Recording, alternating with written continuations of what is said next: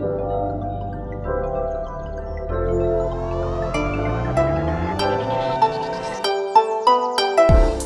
all you Bonsai Time Podcast listeners, this is your host Kevin, coming at you with some great news for the Bonsai Time Podcast. We have acquired another host.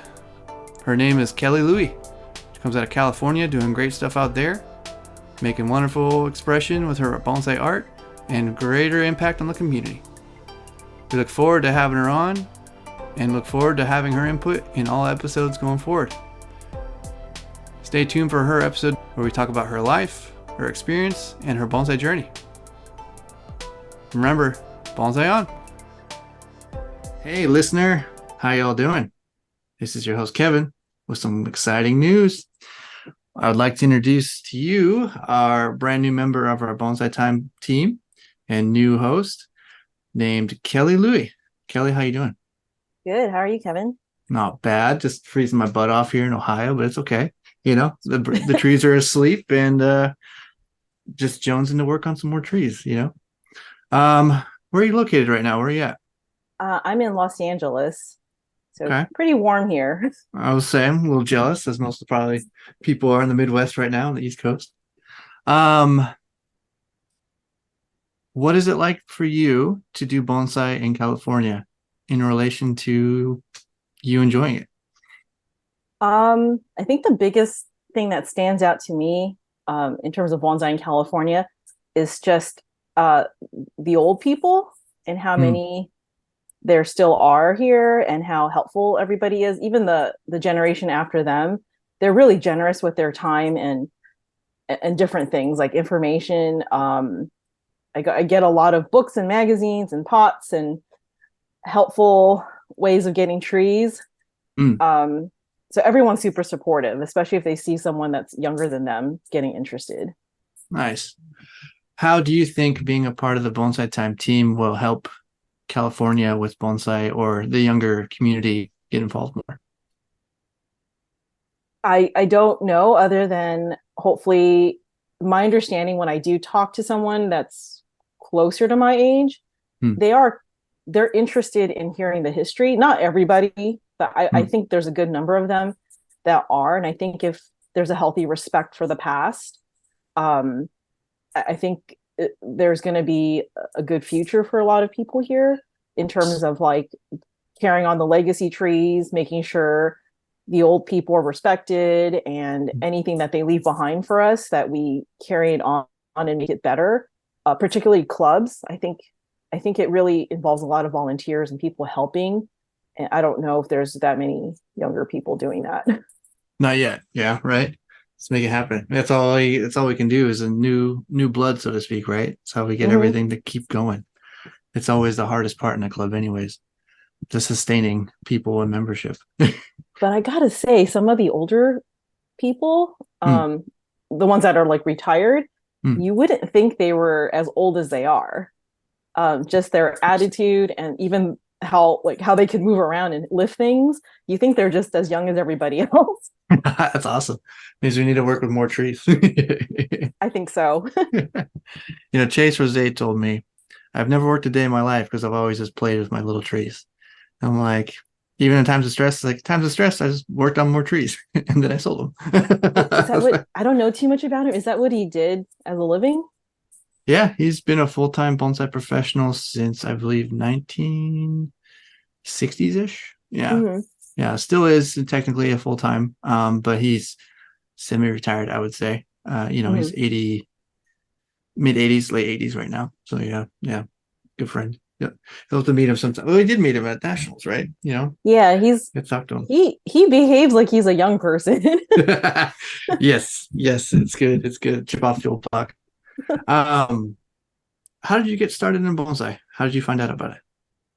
I'm into collecting tropicals and other kind of odd plants, cacti, succulents, and just things that are just uncommon. So I got a tree for my birthday 2 years ago and was told you don't take care of it like you do a regular house plant or tropical plant. Right. You need to go take a workshop. And I'm like, this is great. This is like not what I want to do. It's like more money, right? It's like, oh. or just like spending more time doing something else. Mm-hmm. So I went and signed up for the class. Don't I think the only thing I learned in that class was what an apex is and why we have an apex on a tree. Yeah. And I think the guy across from me also bought like one of those side of the road out of a van trees. So he brought it in and his was like super root rotted. And I understand like root rot just because I have other plants that get root rot. Yeah. And the guy just pretty much wired it for me and did everything for me. And then the tree started going downhill. And because of that, for that like year, I was trying to figure out how to get it to stop going downhill. Turns out it had spider mites, but I didn't know that. And it's dead. But that just led me to going to more nurseries and looking online for workshops or classes, which surprisingly are very difficult to find. Really? I was just going to say it can't be that hard. Wow. There's not very many places that offer it. And if you do go, it's like a workshop. So there's the experience I had at the two nurseries was you're just going there and it's like social hour. So it's not like it's not like an actual class. It's like people that know what they're doing already bringing a tree, and maybe they'll ask, should I cut this off?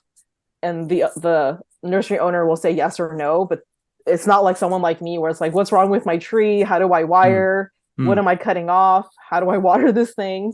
Right. Not quite that way. But that led me to also going to a lot of events, just whatever I can find online. And I met Mel Ikeda, and he insisted I join a club. So since I joined a club, it got more structured, like in learning. How many clubs are you in now? 6. Oh, wow. That's awesome. And do you attend regular meetings of all 6?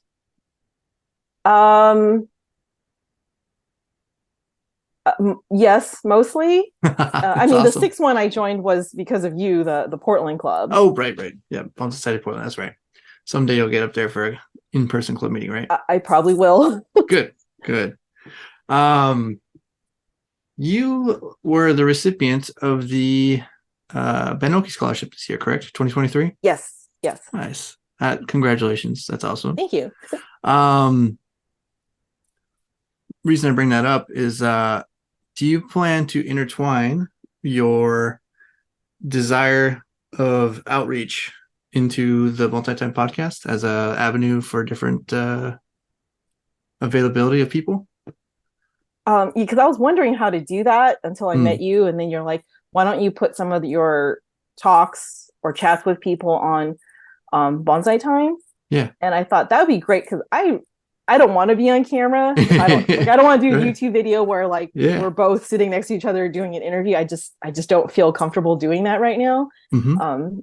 So I figure it would be the best way to get it out without actually having to set all that up and have a nice background and be on the screen with them. Right. And I think a lot of people have a lot to say if I tap into the right people. And what's your vision for how you want to approach these people, or what do you want to get from them and spread to the community?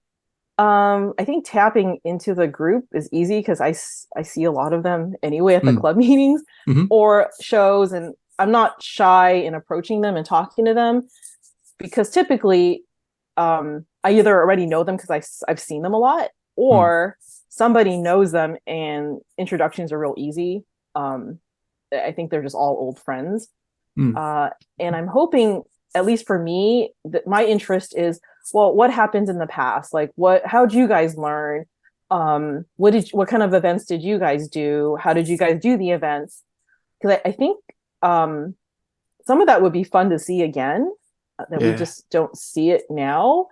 And sometimes it's like a new crew running the event that have no idea what happened in the past. So it would be great to put that in, some of the things that worked in the past, especially fundraising, if that's what the event's for. And also, I'm just curious about just people. I think just in general, who they are. It doesn't necessarily have to be bonsai because they have a life outside of that too. But what makes them tick? How does that relate to me, and hopefully that helps other people to see like we're all just human. Like you see all these people on YouTube, or I guess what you would call like celebrities, but really they're really down to earth. I don't think I've met anyone that's been rude or egotistical or just over the top, like full of themselves. I haven't run into that yet. Yeah, I would agree. And then those people probably are shunned by themselves anyways because they don't want to hang out. I don't know. When Ryan and I met you, as a thank you to Doyle Saito again for the texting me saying, "Hey Kevin, I have a friend coming in, show him around." I'm like, okay. Doyle's great. Big shout out again to him. And when Ryan and I, we got the burger and whatnot. And when we met you, Ryan and I just had this like, we looked at each other like, this is a person that we need to not help you because you already had your plan and you had your desire. Well, you guys are right? helping. Well, in the sense of just like, it's going to help us to just get a bigger orientation for the community as a whole. Because it's like, our voices are whatever, but if we can have a third person with an opinion separate from ours based in California, that's pretty amazing because the history there is far greater than what we know or have availability to. So it's just like, we thank you for wanting to be a part of our journey. Oh, I'm super grateful to you guys for even thinking of me. No, for sure. It's just that serendipity. Like, that word is a great word of just this living with intention, but without expectation, And, as of right now, where do you want to go in this new year with yourself in your bonsai life or just life in general? I think I realized because I did a lot of, I wouldn't say I wasn't traveling everywhere, but I probably did more than the usual person would do. And I realized that's all fine and great, but then when it really comes down to actually working on a tree, I'm still kind of lost. Yeah. So I could go see all the demos and events and nice trees that other people own, but unless I actually get down and focus on handling a tree, working on my own trees and developing my own trees, I'm probably not going to learn much. Right. So it's really hard to like not want to go travel and see things, just because there's so many great events and people keep telling me about them. And I'm just like, shouldn't I? I really want to go, but I really need to spend the time working on my own trees. So that's going to be a little bit of a hard thing for me next year to not go to so many events.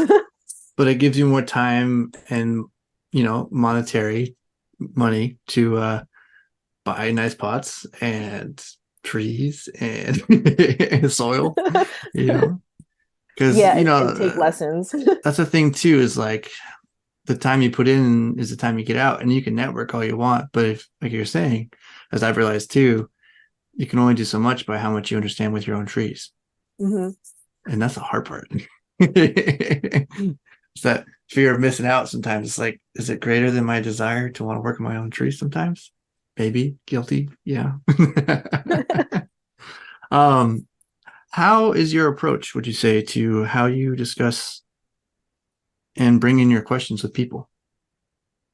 I think I need to get more conversational, because when the camera's on, it's like question, answer, question, answer, question, answer. So it's not like we're having conversation. And then once the camera's off, we're just shooting the breeze. And there's so many good things that we're talking about. I'm kind of random.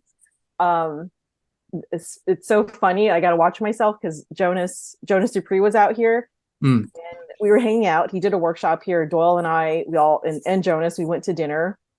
And then we were dropping Jonas off at his hotel. I go, Jonas, I got a question for you. And he's like, oh, okay, wait, let me prepare myself because I never know what you're going to ask. And I thought like, oh, I need to stop being so random. Like I need to kind of, I don't know, like maybe think about what I'm going to ask and see if it fits what we're, but like the context that we're talking. So I just get real curious. I always contribute. I'm pretty random myself because Ryan's even told me, like, you ask some random questions, but it flows sometimes. I'm like, it's random association with a purpose, right? And sometimes it can steer a conversation even greater. And I think that's good too, because it's your authenticity. You can't create authenticity. It's just something you have, and you're authentic. I've talked to you enough now. It's like, yeah, we just vibe. Yeah, because it's like in the moment, I'm just super curious about something, and I'm like, I Mm. better ask it before I forget. Yeah. And I mean, Jonas is just a really informative person. That's just one example of someone I was talking to. Mm-hmm. And it's like, if you don't ask, you may never get the chance to get your answer and Yeah. learn. And I think that was a week ago, and I'm still thinking about the conversation we had with him, with Doyle and everybody too. Yeah. Those are the things too. I'm not saying I'm good at interviewing people, and I learn every time I talk to somebody, whether it be like now or, somebody else or anyone really, even my own family. In regards to just like, you can never get back that first conversation. And it's like, man, did I miss an opportunity? Maybe I did, But then again, you have them on a second time. It's like, how I remember the question I wanted to ask. I'm so bad. It's so bad that like I'm like, okay, next time I'm just using Jonas as an Yeah. example because he Yeah. was recently here. Like next time, he's out here, I still have a bunch of questions to ask him. Mm. So I just make like mental notes, and sometimes I'll just type it into my phone just because I'm like, I really want to know the answer to that. Yeah, definitely. And yeah, through experience, you're really good. I watched you at National Show with Boone, and I was like, that first bit was a little awkward. it takes time. You got to Yeah. find it's like kind of putting yourself in the hot seat, right? Because that's the next question I want to ask you is, what do you want to have showcased on your Bonsai Time, as if you want to do your own shows? What do you want to be advocating for? What do you want to express for your own interests or interviews? Um, I think, I mean, just a little bit I thought about was Mm. I'd like it to be fun Yeah. for me and the person I'm interviewing, because I don't think I have a bunch of serious things to ask or talk about. And I think just hearing people talk about their journey, usually it's a lot of fun things they've done. Right. It's not Right. so many bad things. I mean, or if they were bad things, they laugh about it now. Mm-hmm. So that would be great if it could be fun, funny, fun stories to hear. And the person just being comfortable and wanting to share. But I think also the other thing, which kind of started this whole project that I have with the scholarship, um, is just advice they would give to like a new person or Yeah. someone, 1 or 2, 3 years in, Mm-hmm. just because the people I plan on talking to have been doing it few decades. I don't think I've spoken to anyone that's like less than a couple decades into bonsai. Mm-hmm. Um, Even the younger guys, like in their 30s and 40s, they've been doing it for a long time too. Mm-hmm. So, With, as you just, we're talking about the idea you put forward with the Ben Oki Scholarship, as that's what you turned in. I'm assuming to receive it, right? That was your idea on paper. How did you come up with that idea? Like, what brought that on? I don't know if it's because I like to get a good return on my investment. Like in terms of like any effort I do, like I kind of, the first thing I think about is like, well, what's the return? So if I'm going to make an effort in writing an essay for the scholarship, which I know it's not a long essay and it doesn't have to be like college level or anything like that. Right. But I know it had to be I knew it had to be a good idea. I'm like, if I'm going to make an effort to try to get the scholarship, and like, I figured this year I would have the time to execute whatever I wanted to propose. Mm-hmm. I figure it better be somewhat unique and different from what I can find previous people did in the past. There wasn't a whole bunch of newsletter articles out there from, I think, the CBS website. I saw yours. Yours was pretty unique, starting a club. Oh yeah. As I won last year's, yeah. And then I read like 3 others, and it was more of, I'm gonna go take a lesson with one bonsai master or professional, learn what they wanted to learn. But again, these guys were in it for a while, so it's like, I think it was useful for them to go take a specific lesson from somebody. Hmm. But for me, I'm like, I can't even wire a really branchy tree. Like I could wire a tree that has like one trunk and like 5 branches. I could do that, no problem. But anything else older, I really have a hard time. And then also understanding like, what branch am I supposed to cut off, and how do you know which way to bend it? Right. What do I keep? I mean, I'm barely learning how to water now. Like I'm getting better at it. So I figured it's not going to help me to go to a professional and take like a 1-day lesson from them. Right. Plus, part of the scholarship is, what are you giving back? And I'm like, I want to give back more than just, oh, here's what I used the money for, and I'm writing about it in the newsletter. But I don't feel like that was giving back. Just because I went to a school where paying it forward was a thing that they just kind of pounded into our head. If you got something good in your life, you need to pay it forward to other people. So to me, I'm like, if I'm going to pay it forward, it's got to be more than, this is what I learned and this is how I learned it. Thank you. See you never. yeah. And that's kind of the end of it. Or, I think, I don't know what those other people did with their experience with the scholarship money. Right. I know you started a club, which I thought was great. Ryan and I started the first ever bonsai club at the Ohio State University, ever in the school's history. Yeah, and I joined one of your Zoom meetings. Thank you for letting me be part of it. Oh, of course. And I feel like it's totally worth it to try to get people like in your area started or interested. For me, I just feel like I could relate to someone that's lost, like in the beginning, like, what do I do? So I figure I have a lot of resources here in Southern California. And it's not because I went out and sought them. It's just, they're just around me and people introduce me to people. Yeah. And again, I'm not shy at asking questions if I'm curious about something. So I figure, well, why not document that and share, not just like from my own mouth, like what I learned, but also if these people let me interview them and talk to them. It kind of strangely evolved because I went to Ohio. I didn't start anything with my project, and Doyle gave me a whole list of people to meet. I don't know who suggested I go interview people. I don't know if it was Doyle. I don't know who it was. So I started just going out, and because we hit up Chicago, Detroit, Columbus, and whatever other cities in Ohio. And I was like, okay, I'll just interview them. That wasn't my intent to interview people outside of California.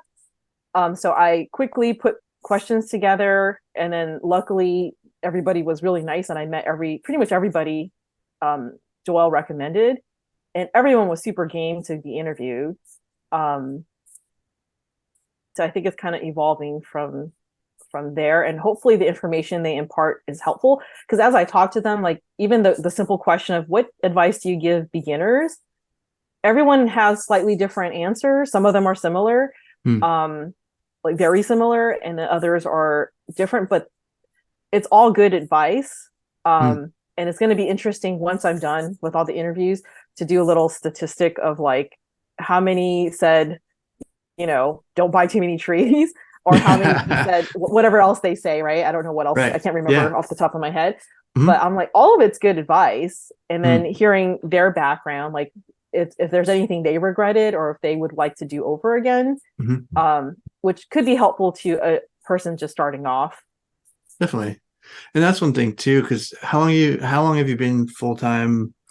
I call it a lifestyle. Maybe you call it a lifestyle or something else, but in the process of you finding bonsai, when did you start to now? How long have you been in it? So 2 years since I got that first tree, but really a solid year since joining the clubs and getting good instruction. Boots on the ground kind of deal. Yeah. That's good. And hoarding trees. That's the thing. You got to go through that process. I myself just like really sold off or kind of paid it forward by giving away over half of my collection now, in regards of like, these trees worth my time? As I want to progress. It's like, should I do this? But we have to go through that, I think. It's funny, like you said. they'll tell you, like my teacher, the person that's teaching me now, he'll tell me, he told me not to do that. And I thought I tried not to do that, but I think at the end you just do it. If you don't do it, you're not going to get to the next level.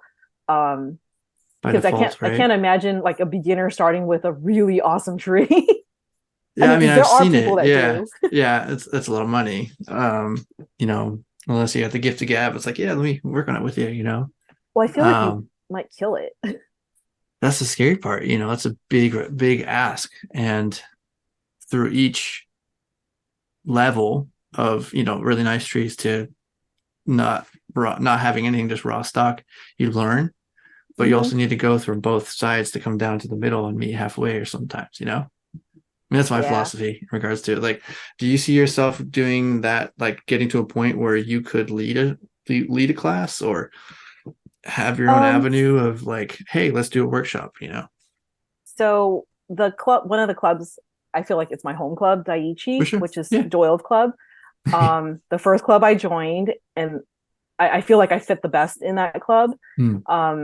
We do stuff at the place we meet. It's a Japanese cultural institution. So there's like, we do, I think once a year, we do a children's, some kind of kusamono or bonsai class. Yeah. And then same thing with adults. I think we did it twice a year for that. That's cool. And when I first started, I think I was like 3 months into the club. I'm like, I'll volunteer. Not that I know what I'm doing. And that was kind of a disaster. But then this last time they did it, I actually knew what I was doing, because they're working with nursery stock that I already know how to work with. Good. And it actually turned out really, really good. And we got a couple of people to join. So I think that was great. So I think at a lower level, I can teach, and then hopefully I could do more of those. Yeah. Because I feel like I can understand where they're coming from. Like it's funny, because they'll be afraid to like pluck any foliage off a juniper. I'm like, just go. And I'm pulling stuff off. And they're like, you can do that? I'm like, yeah, I mean, don't pull everything off. Like just pull off the stuff in between. And they'll be like, this? And I'm like, yeah, that. And I'm super patient with that, because when I was in their shoes, I was like, I didn't know what to pull off. Like you're talking about pulling stuff off, like between the crotches. I'm like, this, that, like how much can I pull off? So I feel like I can explain it. I'll overly explain, and they're actually grateful when I do that, because I feel like if they're not walking away learning something and understanding what to do, like what was the point of doing this? Would you ever consider interviewing some of those people as like a roundtable discussion and having it in separate parts of their years of practice and seeing how it, changes in their understanding? I didn't think about that, but I would think if they're still around, some people come to a club and you never see them again after the first meeting. It's like one hit quit. Yeah, if they're still around, for sure. I also met children of people that used to do bonsai, maybe their father, and then now they're gone. I was thinking of approaching them and seeing if they're willing to speak to like maybe their perspective. That'd be really cool. You don't ever hear about that much, right? Yeah, I don't think anyone's going to say anything negative. Yeah. It's just I kind of wonder what the kids, because the children still like take care of their parents, they're still around. They just aren't interested in working on a tree. That could be cathartic too, in a process of just like, we've all heard the stories that sometimes bonsai took over more than it should have. Yeah. So maybe it could be a cathartic thing for them to kind of have this, let my story be heard. Yeah. But I also understand if they don't want to. For sure. No, and that's the thing is sometimes I think with the expression of recording, and it's always there, especially on the internet, it never goes away. It's a funny thing sometimes, And in correspondence too, it's like how much do you let people in and how much do you give of yourself? Yeah. It's a hard balance. Within your time into what we are now, in you're becoming part of the Bonsai Time team, the family, if you will, one of us. How did it feel to be approached with that? Was it exciting? Was it scary? At that point, I was just like, anything that comes, I'm just going to do it. Like Oh yeah. anything that's offered to me, any like, hey Kelly, there's this event, I'm going. Like there wasn't even like a second thought. You Nationals. got yeah, any I literally went back that night and just bought my plane ticket. I was like, I'll deal with the hotel and everything else later. But so I figure if it's coming my way and it seems good, like why put a stop to it? Right. So I figure, oh, what the heck? If you guys are asking, I might as well give it a go and see Right. where And it goes. that's the thing. We've talked for a while. We've been doing this almost 2 years now, I think. Maybe a Wow. year and a half. Going on 2 years, I think. And we were like, man, it would be great to have another person. Not to fill in a void, but just to fill in a space that maybe we're not able to get to, or a different context of conversation or idea, We're just like, who is it? Like, I don't know. And then it's like, hey, Doyle with the connections again. I'm still gonna try to get him on here, but we'll see. I mean, maybe Bob Pressler and a couple people. I don't know. That's a good idea. If there's like a group, maybe it won't be so hard for Doyle to be on it. Hey, Bob, come on, help us out. He might.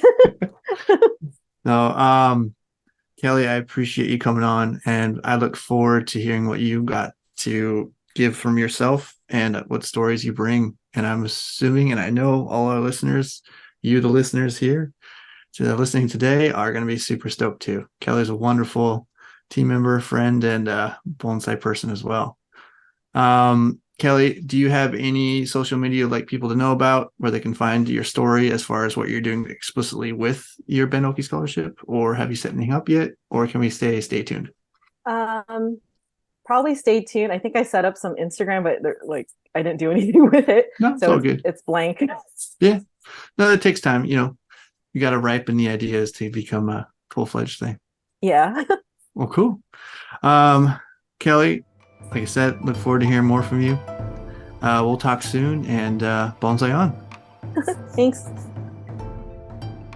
Today's episode has been recorded, produced, and edited by Kevin Ferris and Ryan Houston. Our music was provided by MIDI Cancer. To find more music from MIDI Cancer, check out their SoundCloud and Bandcamp pages. To find more information on the podcast, please check out our Instagram page, Bonsai Time Podcast, and our website, bonsaitimepodcast.com. To stay in touch with us, Kevin's Instagram is Kevin_Ferris, PNW, and Ryan's website is right2tree2.com. You can find these links in the description below. Thank you for listening, and bonsai on.